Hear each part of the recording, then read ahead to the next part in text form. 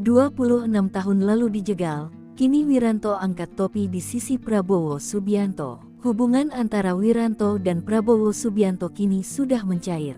Namun jelang kerusuhan Mei tahun 1998 lalu, hubungan keduanya sempat merenggang. Wiranto, yang pernah menjadi Menteri Pertahanan Panglima TNI, dulu Panglima ABRI, kala itu mencopot Prabowo dari jabatannya sebagai Pangkostrat. Bahkan video pemberhentian Prabowo kembali viral di media sosial. Pemecatan Prabowo diumumkan langsung oleh Wiranto pada Senin, tanggal 24 Agustus tahun 1998.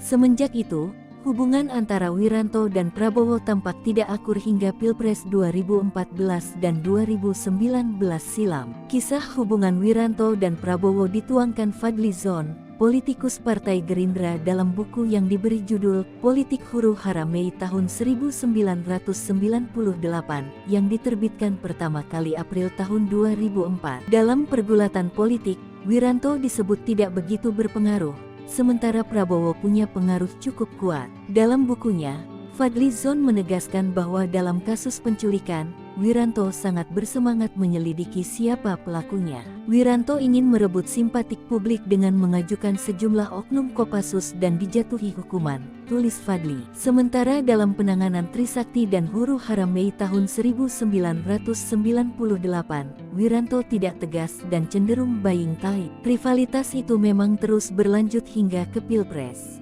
Namun setelah Jokowi jadi presiden, kedua tokoh militer ini dirangkul dan mendapatkan posisi terhormat. Di Pilpres kali ini, Wiranto secara terus terang mendukung Prabowo. Rivalitas yang pernah mencuat gara-gara kasus penculikan itu pun sirna seketika. Bahkan mereka kini sama-sama berpangkat jenderal.